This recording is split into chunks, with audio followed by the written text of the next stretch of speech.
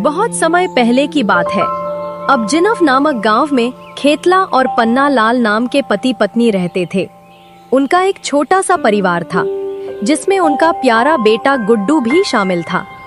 परिवार तो छोटा था, परंतु उस छोटे से घर में हमेशा छोटी छोटी बातों को लेकर बहस और तकरार लगी रहती थी। कभी खेत के काम को लेकर, तो कभी रसोई की बात पर, कभी गुड्डू की शरारतों को लेकर, तो कभी पैसों की कमी को लेकर। घर में शांति नाम की कोई चीज नहीं थी। हर बात पर झगड़ा क्यों करती हो खेतला? मैं झगड़ा नहीं करती पन्ना, बस इतना कहती हूँ कि इंसान का दिल साफ होना चाहिए। दुनिया सिर्फ नीयत से चलती है। दुनिया में नीयत सबसे बड़ी चीज है। दुनिया नीयत से नहीं चलती खेतला, ये सब किताबों की बातें हैं। असल दुनिया तो इंसाफ से चलती है और इंसाफ पर ही टिकी है, समझी? गुड्डू ये सब बचपन से ही देखता आ रहा था। माँ बाप की रोज की तकरार, उनके अलग अलग विचार और घर का माहौल जो कभी भी पूरी तरह शांत नहीं रहा। माँ, पिताजी, आप दोनों हमेशा से ही लड़ते आए हो। कौन कहता है मुझे लड़ना चाहिए? आप दोनों ही लड़ते रहते हो। और हाँ, आप दोनों जिस बात पर झगड़ रहे हो, एक दिन मैं साबित कर दूंगा कि किस पर दुनिया चलती है। ये सब सुनकर खेतला और पन्ना लाल बहुत खुश हो जाते हैं। उसके बाद गुड्डू दोनों के झगड़े का समाधान करने के लिए निकल पड़ता है। गुड्डू चलते चलते एक जंगल में आ पहुंचा। तभी उसे सामने दो चोर दिखाई देते हैं। अरे ये तो लुटेरे हैं या चोर हो सकते हैं। अगर इन्हें पता चल गया कि मैं एक आम आदमी हूं तो ये मुझे जिंदा नहीं छोड़ेंगे।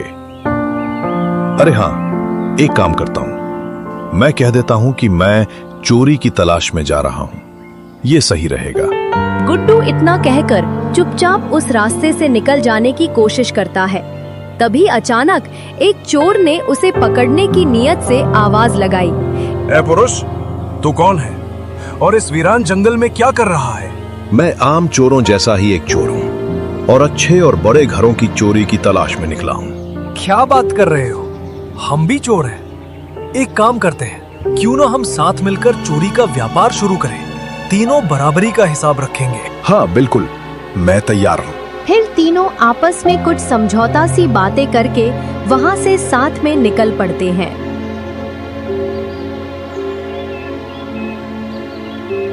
कुछ ही देर में वे तीनों एक कस्बे में पहुंच जाते हैं। वहां उन्हें एक आदमी दिखाई देता है। देखने में बड़ा घराना सा लगता था, पर असल में वही उस कस्बे का राजा था, जो अपने महल से निकलकर कस्बे में टहल रहा था और लोग उसे देखने आए हुए थे। दूसरी ओर तीनों चोर उसे साधारण आदमी समझकर उसके पास जाने लगे। अरे ये लोग कौन हैं? अवश्य ही ये लोग तो चोर ही होंगे, पर इनका राज कैसे खुलेगा? ये लोग चोरी के साथ साथ और क्या क्या करते हैं और कहां चोरी करते हैं, ये सब कैसे पता लगेगा? मैंने तो बहुत से चोरों डाकुओं को दंडित किया है, पर इन लोगों के बारे में मुझे कैसे जानकारी मिलेगी? हाँ, एक काम करता हूं, मैं भी इन चोरों की भांति बन जाऊंगा। मैं भी एक चोर हूं कहकर इनके पास घुस जाऊंगा और सब कुछ पता कर लूंगा। कुछ ही देर में तीनों राजा के पास पहुंच जाते हैं। अरे भाई, इतना साज सज्जा करके कहाँ जा रहे हो? और तुम क्या करते हो? हाँ, ये सब बाद में बताऊंगा। पहले बताओ तुम सब कौन हो? अरे भाई, हम एक चोर हैं और अच्छे घर की तलाश में निकले हैं। अब तुम बताओ, तुम क्या करते हो? अरे हाँ भाई, वैसे तो मैं भी तुम्हारी तरह एक चोर ही हूं, पर मैं इस तरह सजा धजा कर इसलिए आता हूं कि सब मुझे देखकर सोचें ये तो किसी बड़े घराने का है, ताकि अगर चोरी हुई तो किसी को शक ना हो। वाह वाह, क्या बात है। अब हम पूरी 4 जनों की टोली हो गए और चोरी करना भी अब आसान हो जाएगा। और हाँ, जो माल मिलेगा उसे हम बराबरी से बांट लेंगे। हाँ, वो सब तो ठीक, पर मैं ये कैसे मान लूं कि तुम सच में चोर हो? अरे भैया, तुम हमारे साथ चलो। जब हम चोरी करेंगे तो तुम देख लेना। हाँ, ये सही रहेगा। आओ चलो, निकलते हैं। इतना कहकर वे चारों वहां से निकल पड़े। चलते चलते काफी अंधेरा हो जाता है और वो लोग एक बड़ा सा राजमहल देखते हैं। तभी उन तीनों का ध्यान उस महल पर पड़ता है।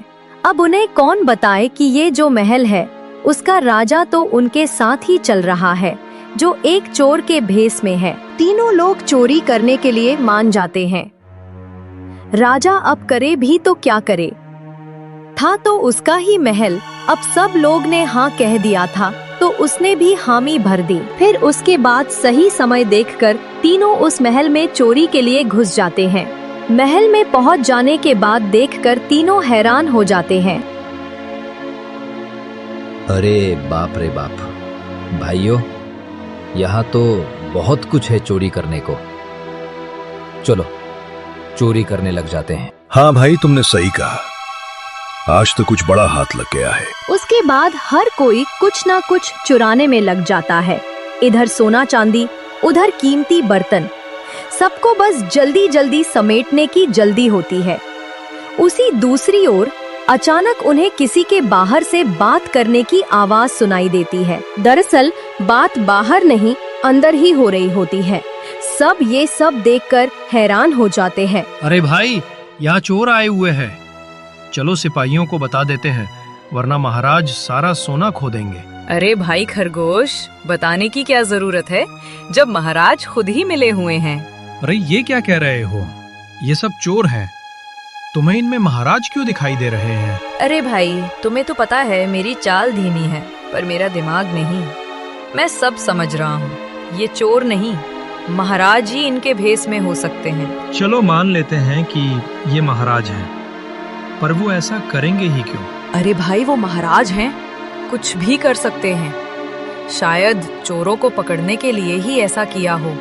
हाँ, ये बात भी हो सकती है।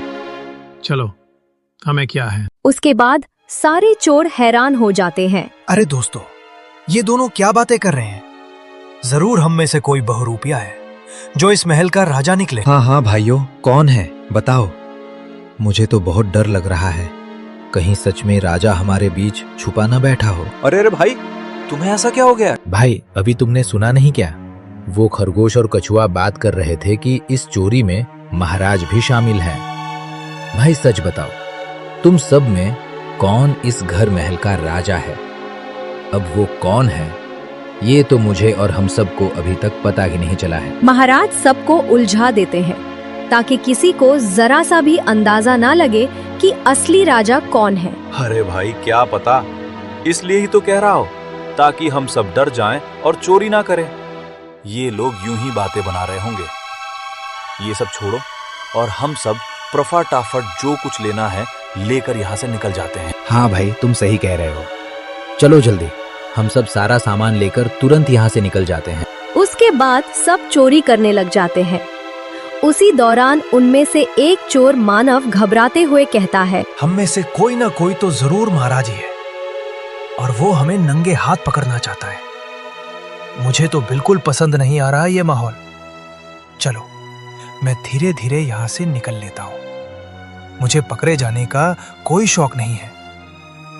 ऐसे ही मानव वहाँ से सब सामान उठाकर चुपके से भाग जाता है। वहीं दूसरी तरफ नील भी अपने आप से बड़बड़ाते हुए कहता है, ये सब पागल हो गए हैं क्या? महाराज अगर सच में हमारे बीच हुआ तो?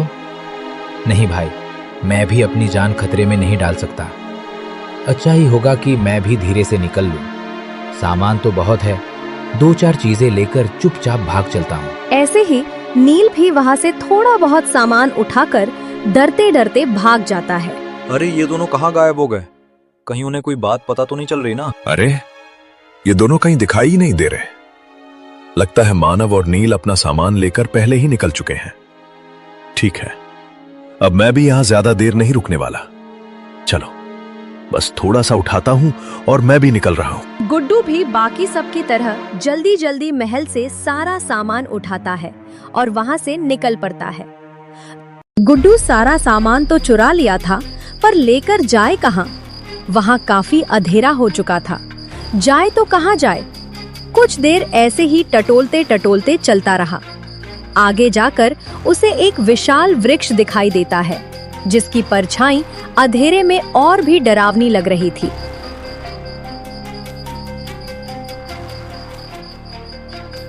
रात हो चुकी है। शायद अब मुझे यहीं ठहर जाना चाहिए। मैं अपना सामान यहीं रखकर सुबह तक यहीं आराम कर लेता हूँ। हाँ, यही ठीक रहेगा। गुड्डू सारा सामान नीचे रखकर वहीं आराम करने लग जाता है। हवा ठंडी थी, पत्तों की सरसराहट सुनाई दे रही थी और थकान के कारण उसकी आंखें धीरे धीरे बंद होने लगी। और सवेरा हो जाता है। सूरज की हल्की हल्की रोशनी पेड़ों के बीच से छनकर नीचे गिरती है। तभी सारे चोर गुड्डू के पास आ जाते हैं।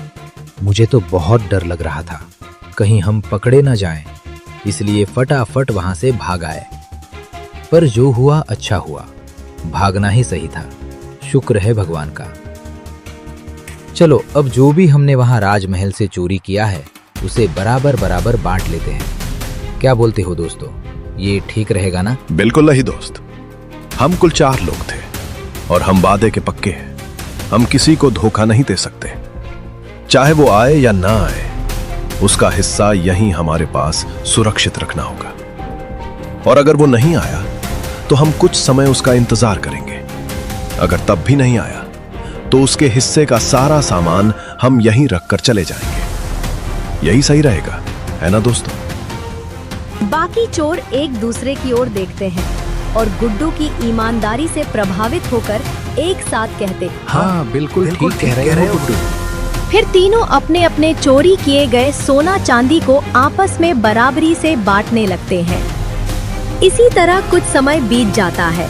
तभी अचानक पीछे से जोर जोर से कदमों की आवाजें आने लगती हैं। वे मुड़कर देखते ही है कि राजा के सिपाही वहां पहुंच चुके हैं, हाथों में भाले, चेहरों पर सख्त गुस्सा और चारों ओर से उन्हें घेरते हुए। जैसा कि राजा ने बताया था, ये वही लोग हैं, यही लोग हैं जिन्होंने महल के अंदर चोरी की है। आओ चलो, इन्हें बंदी बनाकर महाराज के पास ले चलते हैं। उसके बाद सिपाही आगे बढ़ते हैं और तीनों को बंदी बना लेते हैं।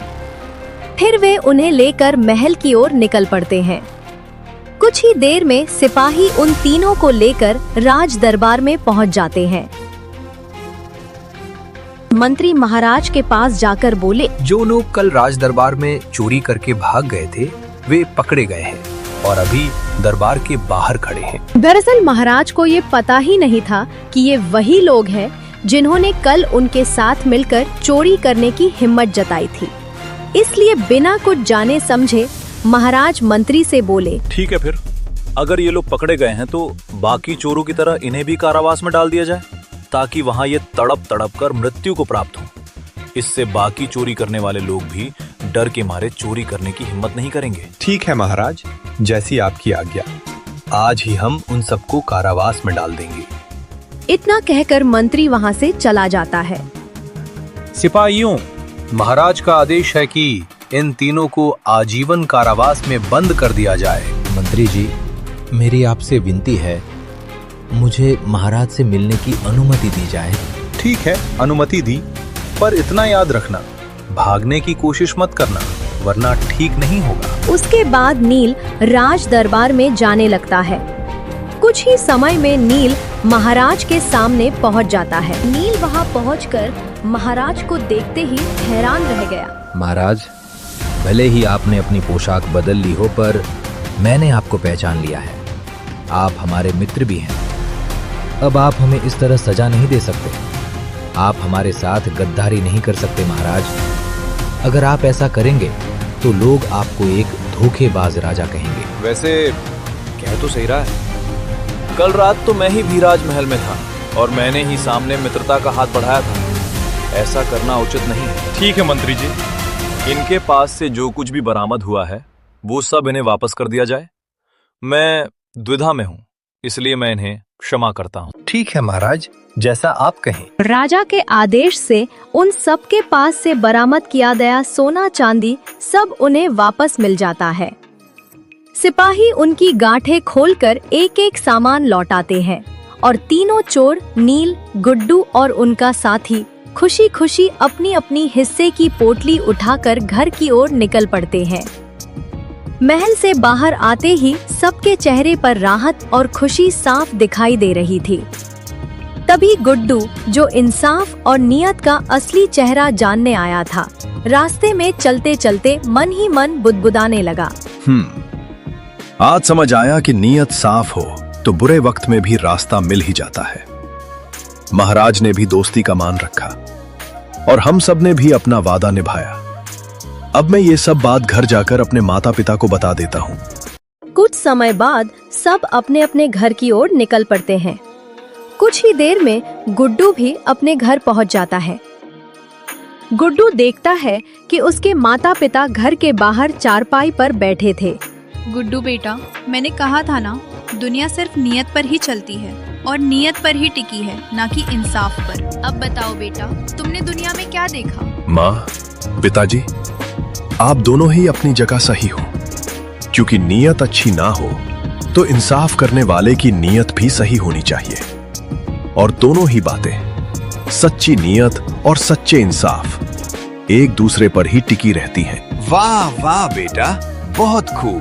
तुमने तो हमारी लड़ाई और परेशानी ही दूर कर दी बेटा। उसके बाद से उनके परिवार में खुशी का माहौल बन जाता है और उनकी गरीबी भी पूरी तरह ठीक हो जाती है। अगर आपको वीडियो पसंद आई हो तो इसे लाइक करें और सब्सक्राइब करना बिल्कुल ना भूलें। आपका प्यार हमें ऐसे ही वीडियो बनाने में मदद करेगा।